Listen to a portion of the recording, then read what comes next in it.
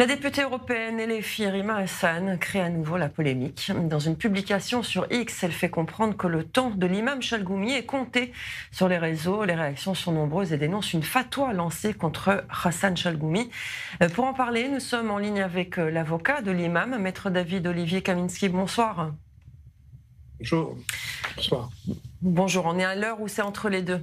Comment est-ce que l'imam a réagi après cette publication? Est-ce qu'il le prend lui aussi comme une menace directe à son encontre? C'est bien sûr une menace directe à son encontre, il l'a pris de cette manière, mais si vous voulez, on va réfléchir un peu plus loin.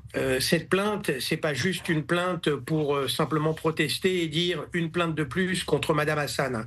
Cette plainte, c'est une plainte qui vise des faits de droit commun, de provocation à la violence, peut-être même de complicité de violence. On peut peut-être même retenir de complicité de tentative d'homicide volontaire, puisqu'on veut porter atteinte par cette fin annoncée à la vie de l'imam Hassan Chalgoumi. Et donc, on n'est absolument plus dans cette diatribe de politique ou d'idées politiques, certes nauséabondes, mais d'idées politiques. Là, on est dans du droit commun et j'insiste.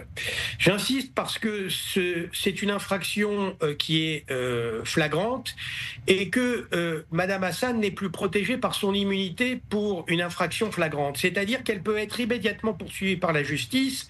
Et je le dis ici, j'en appelle au ministre de la Justice, Gérard Darmanin, j'en appelle au ministre de l'Intérieur, Monsieur Bruno Retailleau, pour que toute l'action publique que je vais déclencher par ce dépôt de plainte puisse réellement aboutir. Que ça ne soit pas une plainte vaine, une enquête supplémentaire qui ne porte sur rien.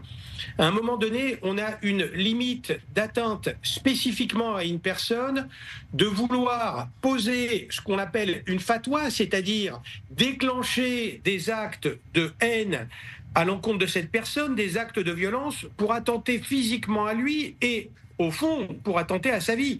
Puisque ce réveil, c'est la symbolique du minuteur d'une bombe, c'est la symbolique du compte à rebours que la fin de vie pour l'imam Chalgoumi approche. On est donc véritablement dans des faits d'une gravité exceptionnelle. Et la démocratie doit aujourd'hui prendre position. Soit elle est faible, et Madame Hassan sera tout permis, soit la démocratie est forte et Madame Hassan sera poursuivie et, je pense, j'espère, condamnée, parce qu'on ne peut pas accepter que on porte atteinte dans une démocratie comme la démocratie française, en portant atteinte bien sûr aux valeurs républicaines, mais plus encore à toutes ces notions qui sont des notions qui ont volé en éclats du vivre ensemble. Et aujourd'hui, tout cela n'est plus possible. Voilà pourquoi cette action pénale est immédiatement déposée, dirigée contre Madame Hassan. Il faut rappeler quand même que l'imam Chalgoumi, ce n'est pas la première fois qu'il est malheureusement menacé et qu'il est déjà sous protection, si je ne me trompe pas. Alors, l'imam Chalgoumi est sous protection policière depuis plusieurs années. Je veux juste qu'on réfléchisse à une vie en permanence sous protection policière, c'est-à-dire que c'est attiser le feu de la haine, le feu de l'action violente, et au fond, il suffit que quelqu'un prenne les mots de Madame Hassan pour qu'elle soit cette instigatrice idéologique de la violence qui peut être portée contre l'imam Chalgoumi. Et aujourd'hui, c'est un pas supplémentaire que nous ne laissons pas passer. Et on attend véritablement de la justice d'être à la hauteur. Effectivement, et on voit aussi sur les réseaux sociaux de nombreuses réactions de soutien à l'imam Chalgoumi qui a toujours prôné la paix entre les peuples. Exactement, c'est normal qu'il soit soutenu. Ce soutien, je vous le dis et je le dis à toutes et tous, lui fait chaud au cœur. Mais au-delà du soutien, c'est maintenant le soutien réel de la République parce qu'on a franchi le pas de l'illégalité, le pas de la commission d'une infraction.